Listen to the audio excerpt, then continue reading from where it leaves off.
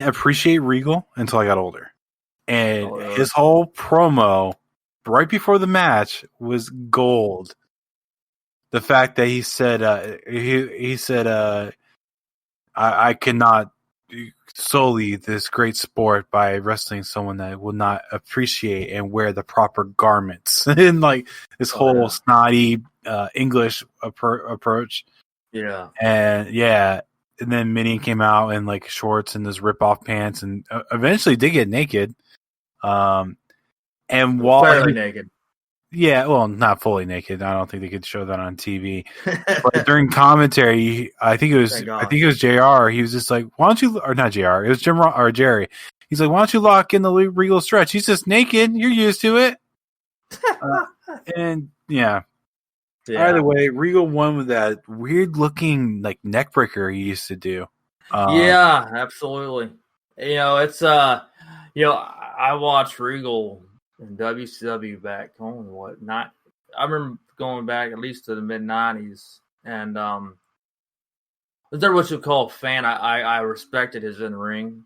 Thought he was, that time I heard about him being a real fighter over there in England, really being a badass. But I was like, okay, he was okay. And then seeing him, his gimmick he did with the Steven Regal, the working man gimmick, which I just was not a fan of, and a lot of people really weren't behind that one when he first got into WWF. And but when he got into this character, it was even better. I thought, one of the funniest moments I've seen him, and it was very quick.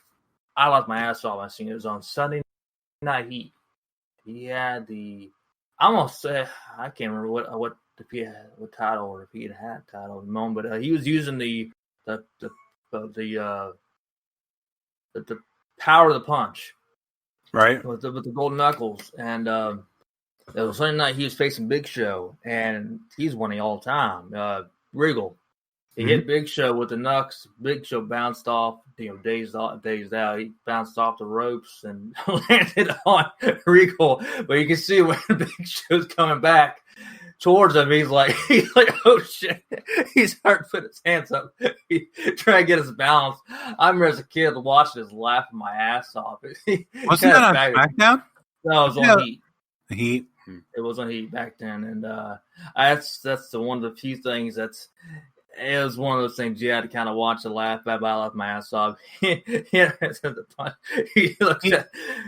know which one you're talking about, because right when you said it hit Big Show, I'm like, oh, this is gonna be where he falls on him. I still laughed my ass off at the reaction of Regal. I just can't stop laughing about that. It was just hilarious. The reaction was perfect.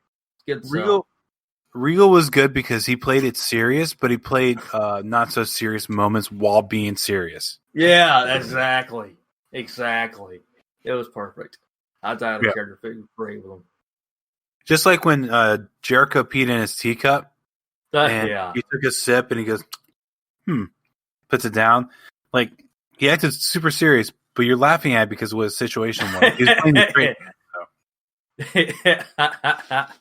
so he just had that kind of personality. Yeah, and he does good portraying the GM on NXT. So yeah, I've seen him do that a number of times. He does good. He's been doing it for a long time. Yeah. So what would you rate this Regal versus the Minion that's naked? I had rated a 4.5. Yeah, I did a 5. It was funny. It was fun. And it has nothing against. It's nothing against William Regal. Regal can definitely do a lot. I just think it was. I made a mention of this earlier. I just think it was kind of a throwaway match. Regal did try to save with that promo, though. Oh yeah, I thought he did great. I mean, he was, for what it was good, and that was overall, it was entertaining. Wasn't Minion one of the followers of the very gothic Undertaker? Yeah, that would be the Ministry. Ministry of Darkness. Yeah, I was trying to spit it out. Yeah, he was one of those, along with back then. He was with before he got with them. He was part of the Godwins with Henry Godwin, and he was Phineas, and then he transformed with Taker, and after that, Henry Godwin.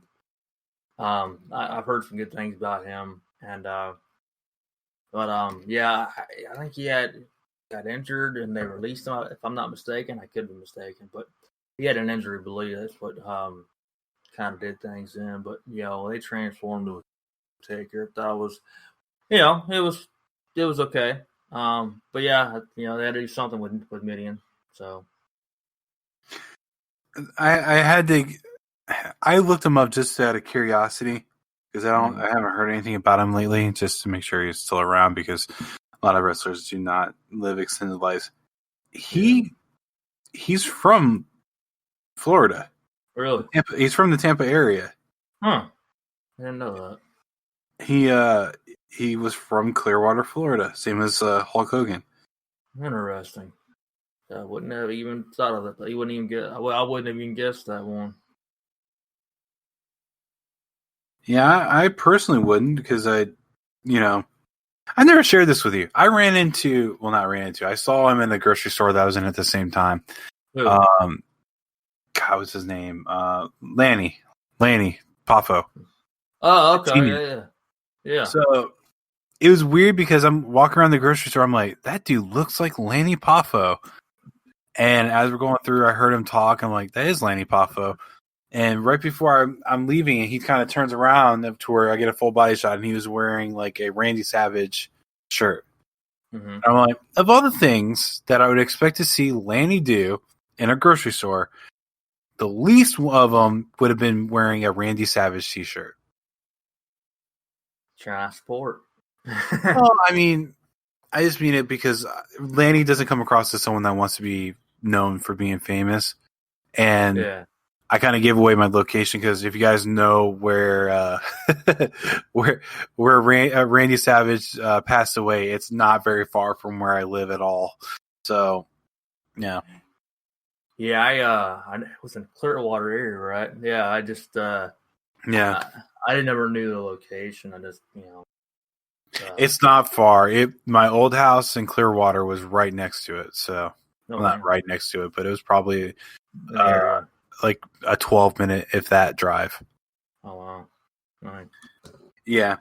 The next thing is we have backstage with the Los Conquistadors, which leads into the match with the Hardy Boys and Los Conquistadors. I almost can't say that right. You do better than I would. For the tag team championship. Whatever happened to Los Conquistadors? I haven't heard about them in years. Did they retire? Yeah, they same time Edge did. Same time Edge did? Man, that's a big coincidence. That they would that he would retire right around the same time Edge did. The Conquistadors. Yeah, that's same thing as with the Christian too, by the way, a little before then, but yeah. Oh. I mean, if they have to retire, they have to retire. There's nothing you could do about it. Yeah. I thought it was kind of good timing that they showed up and kind of helped with the tag team titles with the Hardys, since Christian and Edge got really, really sick, but it wasn't their nuts. Their nuts were fine. You realize I was being sarcastic, right? About what? They lost whatever you want to call them. I know. I did not realize you're being sarcastic. I'm being for real. I wonder what happened to him. Oh, I was talking about being Edge and Christian being them. Edge and Christian were the Conquistadors? Hey, you didn't see that? That was confirmed? Well, it was like they portrayed them too. Who portrayed them? Edge and Christian in that match. That was Edge and Christian? Okay, now you're just being funny. I wonder when you're going to pick up on the fact that I was acting like the Conquistadors were. That's why I was like, I heard him like, he's got to be. It's like I heard your voice. I'm like, I know he's got to be. He's got to be getting sarcasm. I know you too well. And I'm like, I was like, okay, wait a minute. I'm not new to you. I was like, just can't. Yeah, I know that they played the Conquistadors. Although that's why I said it, they retire at the same time. Yeah, you get the point. I had to keep up the ruse a little bit, so yeah, it was. I mean, but to be fair, they try. So on commentary, again, this goes back to JR King having really good commentary. Because at the point where Matt kept on trying to pull off the mask off one of the conquistadors, and Jerry was talking about how that was that's a no-no in that culture for lucha libre. And JR is like, you really think that they're lucha libre? He goes, oh, of course, they're wearing masks. He goes, like, I heard that. Yeah, the back and forth between the two was really, really great. Either way, Matt pulls off the mask to reveal that there's another mask underneath. Oh, that's the other thing. So Jerry Lawler was mentioning the fact that I can't remember how to say his last name, but Mill, the one that's associated with Alberto Del Rio, basically never took off his mask. El Santo never took off the mask, and that the fact that Hardy was trying to take off the mask of a lucha libre was very much against their tradition. Kind of hammering that home, which was really, really funny, and you can hear that was driving JR nuts. But overall, the Conquistadors win after, I don't remember if it was Dos or Uno, hit Matt Hardy with what looked to be the unprettier, but I'm not sure. Christian might have taught him it. Yeah, really. And they pinned Matt to win. Yep. Lost in what are they? Won the match? Conquistadors. You can go ahead and say that. The Los Conquistadors. They're decked out. They're decked out in Ropa del Dorado. Honestly, when I wrote that down on my phone, I was like, you know what? Just spell it out the way you think it sounds. It's literally Con, which is C-O-N, Keist, which is Q-U-I-S-T, A-D-O-R-S. Yeah, I was way off. Let's just say that. Oh, okay. No. I was severely off. I know very, very limited amount of Spanish. That's why I said they're decked out in gold clothes. I actually did say that, and very bad Spanish, but Spanish, because Dorado is gold and Aropa is close. Or La Ropa. Either way, you think I know a little bit more about it because I worked with Spanish people over the years, but yeah, you think you would learn that? No, I guess not. The only reason I have is to speak to some people I know. Their family is Spanish. So, then it was Triple H versus Benoit. It's weird not hearing the game music by Motorhead and hearing My Time, because when you hear that and you see Triple H, it's kind of like the game by Motorhead is a way better fit. Oh yeah, by far. And one thing I noticed, I don't know if you noticed, I'm sure you did notice it, but it's interesting that when I was looking at the card on the network, match, card, it didn't mention anything with Benoit. It says Triple H in singles competition, and I was like, okay.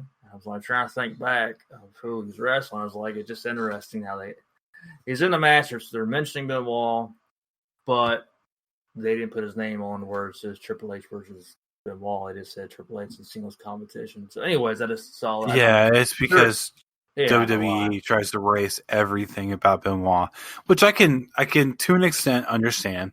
I don't condone anything in that department. It's just more or less I just saw that and noticed it, and like he's on the pay-per-view or whatever. But my feeling is that they should be able to keep it on the network. They just can't really, in my opinion, they shouldn't promote it. They shouldn't try to put him in a positive light, but the matches he participated in, you should be able to find him. Yeah. It is what it is. And I mean, like I said, it's, I know it's a sensitive subject, obviously, but it's just, he's a big part of the industry, and, he is part of the pay-per-view, so I might as well just put his name on it since he's put his name on there since he's a part of the show. But anyways, that's just, I wonder if you search the network by singles, you would catch him every time. But either way, no, he wouldn't be able to because he had tag team matches. Never mind. But it was a good back and forth. There's one point that I actually made a note about, and that Triple H basically hit Benoit with the AA before it was the AA. He basically got him up on there as a fireman's carry and did basically an AA type move to Benoit.